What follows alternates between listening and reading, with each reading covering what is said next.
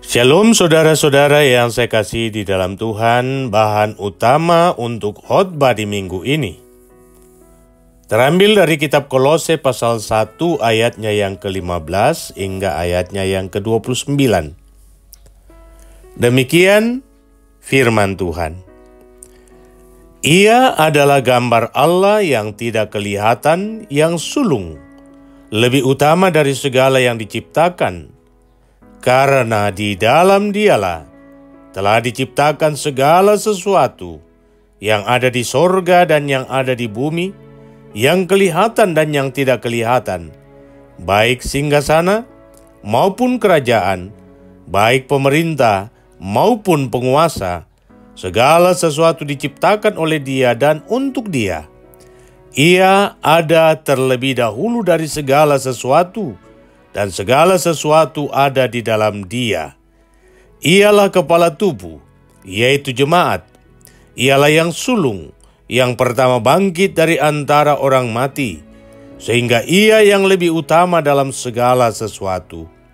Karena seluruh kepenuhan Allah berkenan diam di dalam Dia, dan oleh Dialah Ia memperdamaikan segala sesuatu dengan dirinya, baik yang ada di bumi maupun yang ada di sorga.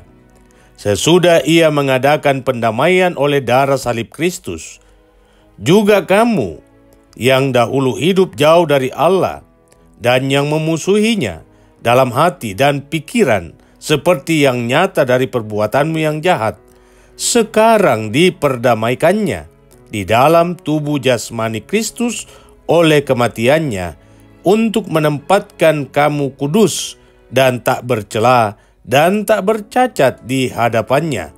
Sebab itu kamu harus bertekun dalam iman, tetap teguh dan tidak bergoncang, dan jangan mau digeser dari pengharapan Injil yang telah kamu dengar dan yang telah dikabarkan di seluruh alam di bawah langit, dan yang aku ini Paulus telah menjadi pelayannya. Sekarang aku bersukacita bahwa aku boleh menderita karena kamu dan menggenapkan dalam dagingku apa yang kurang pada penderitaan Kristus untuk tubuhnya, yaitu jemaat. Aku telah menjadi pelayan jemaat itu sesuai dengan tugas yang dipercayakan Allah kepadaku untuk meneruskan firman-Nya dengan sepenuhnya kepada kamu, yaitu rahasia yang tersembunyi dari abad ke abad dan dari turunan ke keturunan, tetapi yang sekarang dinyatakan kepada orang-orang kudus-Nya. Kepada mereka Allah mau memberitahukan betapa kaya dan mulianya rahasia itu di antara bangsa-bangsa lain, yaitu Kristus ada di tengah-tengah kamu. Kristus yang adalah pengharapan akan kemuliaan. Dialah yang kami beritakan apabila tiap-tiap orang kami nasihati dan tiap-tiap orang kami ajari dalam segala hikmat untuk memimpin tiap-tiap orang kepada kesempurnaan dalam Kristus. Itulah yang kuusahakan dan kupergumulkan dengan segala tenaga sesuai dengan kuasa-Nya yang bekerja dengan kuat di dalam aku. Demikian firman Tuhan. Tema kita, kudus dan tak bercelah. Shalom saudara-saudara yang kekasih dalam Tuhan. Sebelum saya menyampaikan apa makna firman Tuhan untuk kehidupan beriman kita di zaman sekarang ini, adalah baik saya menjelaskan sedikit tentang konteks dari surat Kolose. Hal yang pertama yang hendak saya sampaikan ialah, para ahli perjanjian baru dan juga saya sepakat bahwa surat ini dituliskan oleh Paulus saat ia sedang dipenjarakan. Mungkin saja saudara-saudara bertanya, mana dalilnya? Mana buktinya bahwa surat ini dituliskan oleh Paulus saat ia ada dalam penjara? Mari kita perhatikan pasal 4 ayat 18. Di sana tertulis demikian. Salam daripadaku, Paulus. Salam ini kutuliskan dengan tanganku sendiri. Ingatlah akan belengguku, kasih karunia menyertai kamu. Belenggu, saudara-saudara, menunjuk pada orang yang sedang dihukum. Belenggu itu berupa borgol yang dipasang pada tangan dan kaki, yang kemudian diganduli dengan pemberat seperti bola besi. Antara borgol di tangan dan di kaki dihubungkan dengan rantai pengikat. Dan kita bisa bayangkan kondisi tubuh orang yang sedang terbelenggu. Tubuhnya tidak akan tegak. Posisinya membungkuk. Dan dalam kondisi itulah Paulus menulis surat ini. Jika saudara belum menerima dalil ini, mari baca pasal 4 ayat 10. Salam kepada kamu dari Aristarkus, temanku sepenjara. Jadi di penjara itu Rasul Paulus tidak sendiri, tetapi ada juga Aristarkus, bahkan Markus kemenakan Barnabas yang akan dibebaskan. Dan catatan dari perikop bacaan kita, yakni ayat 24 yang menyatakan, sekarang aku bersuka cita bahwa aku boleh menderita karena kamu, dan menggenapkan dalam dagingku apa yang kurang pada penderitaan Kristus untuk tubuhnya, yaitu jemaat. Artinya, penderitaan yang dialami oleh Paulus dalam penjara adalah buah dari pelayanan dan kesaksiannya tentang Injil Yesus Kristus. Jadi sekali lagi, saya mau katakan bahwa jelas dan tidak dapat dipungkiri. Surat ini dituliskan oleh tangan Rasul Paulus sendiri saat ia ada di dalam penjara. Dengan demikian kita dapat menarik kesimpulan bahwa surat ini dituliskan oleh Rasul Paulus dalam kondisi yang tidak baik-baik saja. Ia mengalami tekanan, ia sedang bersusah hati, ia sedang mengalami rasa sakit. Tapi perhatikan, ini hal yang kedua yang mau saya sampaikan. Kalau kita lagi susah, kalau hati kita lagi galau, kalau kita sedang menderita, kita sedang ditekan, kita sedang sakit dan sebagainya, atau kalau kita sedang dihukum bukan karena kita berbuat jahat, justru karena kita berbuat baik, kita difitnah, maka kemungkinan besarnya ialah kita akan curhat. Curhat tentang kondisi yang sedang kita alami.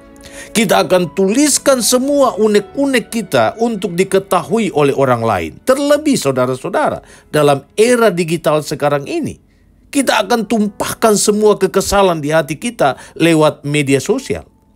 Tetapi tidak demikian bagi Paulus. Ia tidak marah. Ia tidak bersungut-sungut.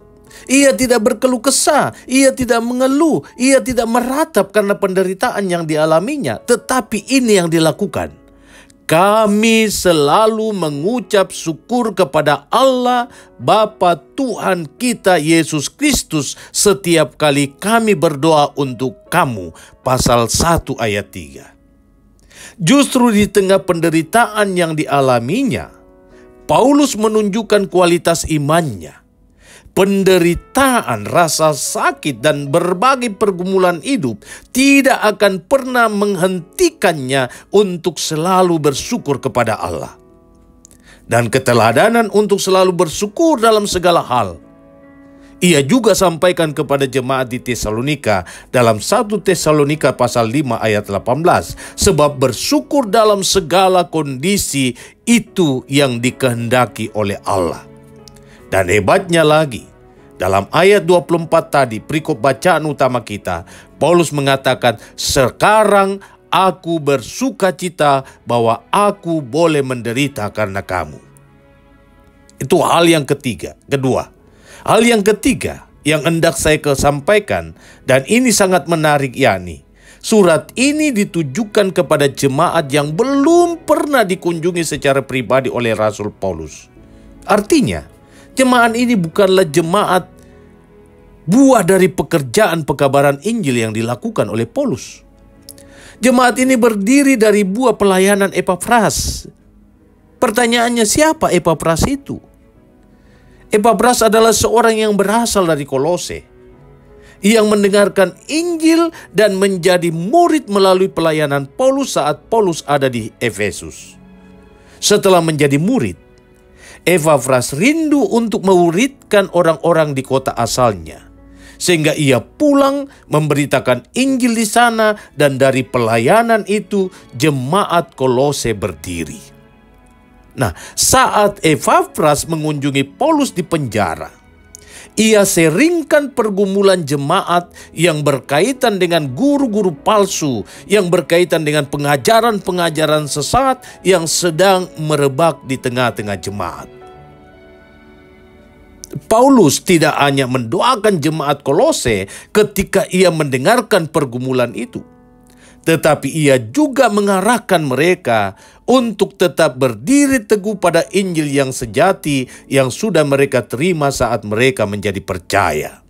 Itu yang ia sampaikan melalui tulisannya secara khusus kepada jemaat di Kolose. Nah, inti dari perikop bacaan kita yang menjadi bahan utama khotbah minggu ini hendak menegaskan tentang identitas Kristus yang sangat sempurna, dan hal itu menjadi identitas diri orang yang percaya kepadanya. Di sini Paulus menyebut Kristus sebagai yang sulung dari segala yang diciptakan. Konsep kesulungan, saudara-saudara, merupakan konsep yang sangat kental di kalangan orang-orang Israel. Ketika diucapkan kata yang sulung, hal ini identik dengan keutamaan, identik dengan kekuasaan, identik dengan kedaulatan, dan identik dengan hak waris. Contohnya kita bisa lihat di dalam Mazmur pasal 89. Di dalam Mazmur ini Daud disebut sebagai hamba Allah yang dijanjikan untuk diangkat menjadi yang sulung. Ayat 20 sampai ayat 30. Ayat-ayat ini menandakan bahwa Daud diberi hak untuk berkuasa sebagai seorang raja, dan ia memiliki kerajaan yang hebat serta ditetapkan untuk berkuasa selamanya. Statusnya sebagai yang sulung menandakan bahwa ia lebih tinggi dari semua raja di bumi, dan taktanya akan bertahan untuk selama-lamanya.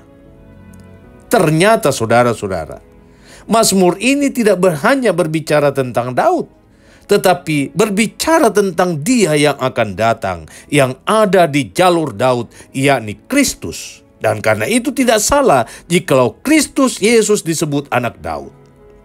Inilah yang dimaksudkan oleh Kolose pasal 1 ayat 15. Saat menyebut Kristus sebagai yang sulung dari segala yang diciptakan, maka Kristus adalah Dia yang berdaulat atas seluruh ciptaan, dan seluruh ciptaan seharusnya tunduk kepadanya. Kristus ada dari sejak semula, dan ia memiliki relasi konsubstansial dengan Bapa sebagai penguasa atas segala ciptaan.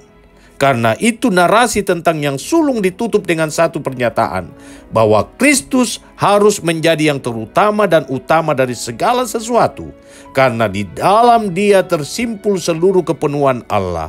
Hanya di dalam dan melalui Dia kita beroleh penebusan dan keselamatan. Tema kita, saudara-saudara, berbicara tentang kudus dan tidak bercacat atau tidak bercela. Kudus adalah hal yang utama yang dituntut oleh Tuhan dari setiap umatnya. Firman Tuhan dalam Imamat pasal 11 ayat 44-45 mengatakan demikian. Sebab akulah Tuhan Allahmu, maka haruslah kamu menguduskan dirimu, dan haruslah kamu kudus, sebab aku ini kudus. Sebab akulah Tuhan yang telah menuntun kamu keluar dari tanah Mesir, supaya menjadi Allahmu. Jadilah kudus, sebab aku ini kudus. Kata kudus, saudara-saudara, mengandung makna ditersendirikan, atau dipisahkan, atau dikhususkan. Sesuatu yang kudus berarti ia spesial, ia berbeda dari yang lainnya. Karena itu ketika Allah menyebut dirinya kudus, maka ia harus diperlakukan secara spesial. Ia tidak boleh disamakan dengan yang lain. Dia harus menjadi yang utama di hati umat. Umat harus mentersendirikan Tuhan dalam hidupnya. Iman kepada Tuhan tidak boleh dicampur baurkan dengan keyakinan yang lain. Kita tidak boleh berkata bahwa semua agama sama saja. Kita tidak boleh berkata bahwa Allah yang disembah dalam kekristenan adalah Allah yang sama yang disembah dalam agama lain. Tidak boleh, saudara-saudara. Allah adalah Allah yang kudus, lain daripada yang lain, yang berdaulat atas segala sesuatu. Allah berotoritas atas seluruh alam semesta, bahkan berotoritas atas sorga. Karena Allah yang kita sembah itu kudus, maka wajib hukumnya kita yang percaya kepadanya menjadi kudus. Karakter hidup kita harus berbeda dengan orang yang tidak percaya. Tutur kata dan perilaku kita harus menunjukkan perilaku orang-orang yang spesial, orang-orang yang terhormat, orang-orang yang memiliki adab yang mulia. Itulah yang akan menjadi pembeda antara kita yang mengklaim diri sebagai anak-anak Tuhan dengan orang-orang lain yang tidak percaya kepada Tuhan. Jadi kata kudus hendak menunjuk pada identitas kita sebagai orang-orang yang terhormat, orang-orang yang mulia, orang-orang yang berkarisma, dan kekudusan itu harus dibuktikan melalui hidup yang tidak bercelah. Sekarang untuk menjaga agar hidup kita tidak bercelah, maka Kristus harus menjadi yang utama. Segala yang kita ucapkan dan yang kita lakukan harus selalu mengarah kepada kemuliaan Kristus. Itulah sebabnya indah apa yang dituliskan oleh Rasul Petrus di dalam 1 Petrus pasal 3 ayat 13-17 demikian. Siapakah yang akan berbuat jahat terhadap kamu jika kamu rajin berbuat baik? Tetapi sekalipun kamu harus menderita juga karena kebenaran, kamu akan berbahagia. Sebab itu janganlah kamu takuti apa yang mereka takuti dan janganlah gentar. Tetapi kuduskanlah Kristus di dalam hatimu sebagai Tuhan dan siap sedialah pada segala waktu untuk memberi pertanggungan jawab kepada tiap-tiap orang yang meminta pertanggungan jawab dari kamu tentang pengharapan yang ada padamu. Tetapi haruslah dengan lemah lembut dan hormat dan dengan hati nurani yang murni, supaya mereka yang memfitnah kamu karena hidupmu yang saleh dalam Kristus menjadi malu karena fitnaan mereka itu. Sebab lebih baik menderita karena berbuat baik, jikalau hal itu dikehendaki Allah, daripada menderita karena berbuat jahat. Kesimpulannya, saudara-saudara, untuk mewujudkan hidup kudus dan tak bercelah, maka setiap orang percaya harus dapat membuat skala prioritas bahwa yang utama dan pertama dilakukan ialah tekun mendengarkan ajaran Tuhan dan mencari kehendak-Nya. Itulah yang dikatakan oleh Tuhan Yesus dalam Matius pasal 6 ayat 33. Tetapi carilah dahulu kerajaan Allah dan kebenarannya, maka semuanya itu akan ditambahkan kepadamu. Jadilah kudus, sebab Tuhan kita kudus, dan jagalah hidupmu agar selalu cemerlang tak bercacat di hadapan Tuhan. Maka berkat kasih karunia Tuhan akan melimpah dalam hidupmu sekarang dan selama-lamanya. Terpuji namanya. Haleluya. Amin.